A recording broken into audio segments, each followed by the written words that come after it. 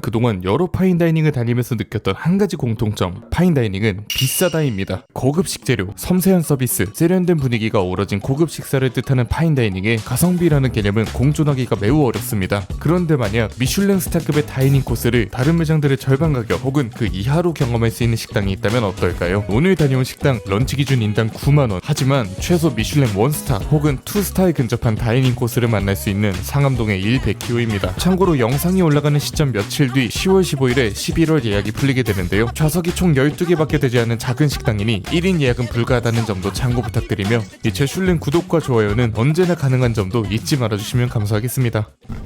세 가지 음식 준비했습니다. 조개 접시에는 미니 타르트는 카프레제 타르트예요. 수제로 만든 토마토 페이스트 위에는 모짜렐라 치즈 얹었습니다. 높은 기둥 위에는 단새우 타르타르 올린 머랭 스낵 준비했어요. 사이에 피클링한 비트, 위에는 오세트라 캐비어 얹었고요.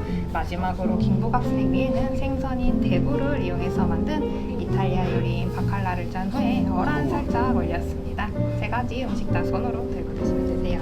감사합니다. 가장 먼저 토마토 페이스트에 모짜렐라 치즈 얹은 토마토 카프레제 한 입에 드시면 되는데, 입안에 넣는 순간 굉장히 직관적으로 진한 토마토의 단맛과 끝에 피어오르는 약간의 산미, 모짜렐라 치즈가 묵직하게 중심을 잡아주면서 타르트의 바삭한 식감까지 토마토가 가지고 있는 장점을 극한까지 끌어올린 맛. 전반적인 한입거리들은 작은 사이즈 안에 직관적인 맛있음을 집어넣기 위해 정말 많은 노력을 하신 게 느껴지는 맛이었습니다. 카프레제부터 타르타르, 바칼라 무스까지 차례대로 먹었을 때 점점 더 맛과 향이 진해지고 묵직해지게 순서를 배치하신 디테일과 이 의도도 명확하게 느껴져서 좋았고요. 와인이 필요해. 참고로 지난주에 인킹이 형을 모시고 디너도 방문을 해봤는데요. 와인 리스트를 쭉 살펴보시더니 이렇게 독특하면서 알짜배기만 모인 리스트는 보기 쉽지 않다 하시더라고요. 전반적으로 와인과 페어링했을 때 음식의 맛이 더 폭발하는 그런 느낌이었습니다. 두 번째 코스로 무로 만든 라비올리. 밀가루 면이 아닌 무를 이용한 라면이에요. 안쪽에 사과 퓨레에 버무린 살만 발라낸 대게살 넣어서 준비했습니다. 보통 라비올리라고 하면 파스타로 만든 만두 같은 모양새로 따뜻하게 익혀 소스를 끼얹어 나오거나 라비올리 속에 소스를 머금고 있는 경우가 대부분인데요. 이 무 라비올리는 콜드 스프처럼 차갑게 나옵니다. 저는 개인적으로 무로 만든 라비올리도 처음이지만 차가운 스프 형태 라비올리도 처음이거든요. 토마토로 만든 콘소메 먼저 먹어보는데 와, 정말 진국입니다. 이 한 그릇에 몇 개의 토마토가 희생이 되었을지 가늠이 안 될 정도로 진한 토마토 맛에 무로 만든 라비올리 안에는 대게살이 들어있는데, 무 라비올리 자체는 특별한 맛이라기보단 재료 간의 조화와 재치에 조금 더 집중이 되어 있는 듯한 느낌으로 대게살과 무, 토마토 콘소메의 조합이 모난 구석 하나 없이 잘 맞아떨어집니다. 여기서 직접 만든 사워도우 빵도 한 조각씩 나오고 올리브 오일과 소금도 함께 주셔서 사워도우 빵은 올리브 오일에 찍어 먹거나 남은 토마토 소스에 찍어 드시면 되는데요. 이 올리브 오일은 풀잎향이 진하게 나면서 약간의 쌉싸름함이 있는 몸에 좋은 냉압착 오일이라 남기지 마시고 싹 드셔서 건강 챙기시는 거 추천.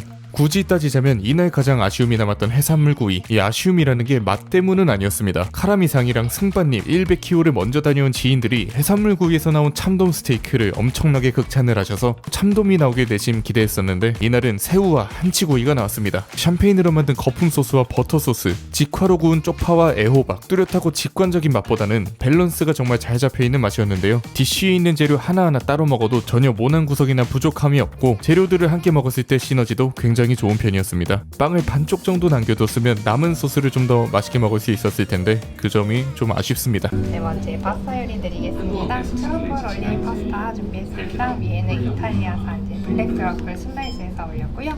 밑에 있는 면에는 능이버섯으로 만든 페이스트 넣어가지고 만든 생면입니다.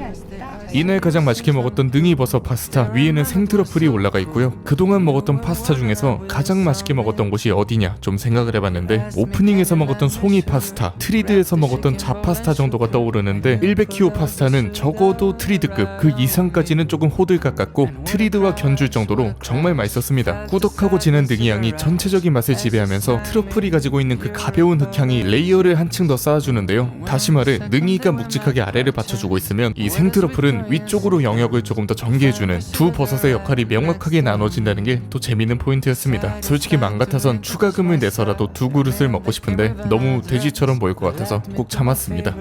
메인으로 스테이크는 두 가지를 주문했습니다. 기본으로 나오는 양고기 프렌치렉과 25,000원 추가한 체크 스테이크. 결론부터 말씀드리자면 저는 소보다는 양을 훨씬 더 선호하는 편인데 100kg에서만큼은 양보단 소가 조금 더 괜찮은 선택지가 아니었나. 어차피 두 분이 가시면 하나씩 드셔 드셔보시면 되니까 둘 다 드셔보시면 될 것 같고요. 이 양은 향이 진한 편은 아닙니다. 양의 양도 채 끝에 비해선 조금 적은 편이고요. 샐러리랑 야채로 만든 퓨레는 샐러리 특유의 한방 향이 조금 진한 편이고 익힘 정도나 부드러운 식감 모두 굉장히 훌륭했지만 화이트 와인으로 커버될 수 있을 정도로 깔끔하게 떨어지는 편입니다. 채 끝은 딱 봐도 뭐 익힘 정도 예술이죠. 약간 아삭함이 느껴지는 부드러우면서도 육질의 탄력은 적당히 살아있는 그런 느낌이었고요. 한우 툭불이긴 하지만 마블링이 과하게 분포된 고기보다는 육질 자체가 좋은 원물을 쓰는 것 같습니다. 함께 나오는 가니쉬들이 좀 더 풍부해서 다음에 오면 채 끝을 조금 더 시키고 싶어질 것 같아요.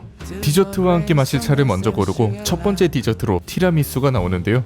이 집 티라미수를 먹기 시작하는 순간부터 다른 티라미수는 먹기가 좀 힘들어질 겁니다. 무엇보다 이 티라미수에 적셔진 에스프레소의 향이 정말 진하고 향기로워서 정신없이 먹게 되고요. 같이 먹을 차는 홍차에 설탕 한 조각 넣어 먹었습니다. 그리고 마지막 뿌띠프루라고 해서 작은 디저트 3조각. 뿌띠프루 같이 드리겠습니다.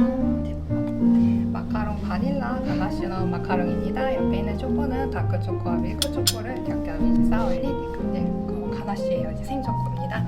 위에 이탈리아 피에몬테산 헤이즐넛으로 만든 캔디 올렸고요. 그 옆에는 복숭아 채워 넣은 까놀리 준비했습니다. 이렇게 해서 식사는 마무리되었는데 이 가격이 말이 되나 싶을 정도로 만족감 200% 식사였습니다. 사실 우리나라 다이닝씬에서 이런 식당을 찾는 것이 정말 하늘의 별 따기 같거든요. 캐주얼하게 방문할 수 있는 와인바나 레스토랑, 인당 20만원이 훌쩍 넘어가는 파인다이닝, 그 사이 간극에 위치한 소규모 다이닝들은 거의 전무하다 싶은데 일본이나 유럽, 홍콩 등에는 이런 소규모 다이닝이 꽤나 많은 걸로 알고 있습니다. 영화 라따뚜이 마지막에 나오는 주인공 링귀니의 식당처럼요. 부디 한국에도 이런 식당들이 많아지기 시작하면 좋겠습니다. 저는 앞으로 100kg 같은 매장들이 더 있는지 집중해서 찾아봐야 될 것 같습니다. 재밌게 보셨다면 구독과 좋아요 한 번씩 부탁드리고 롱폼 자주 올리고 싶은데 그러지 못해서 죄송합니다. 오늘도 시청해주심에 감사드리고요. 다음에 더 좋은 영상으로 찾아뵙겠습니다.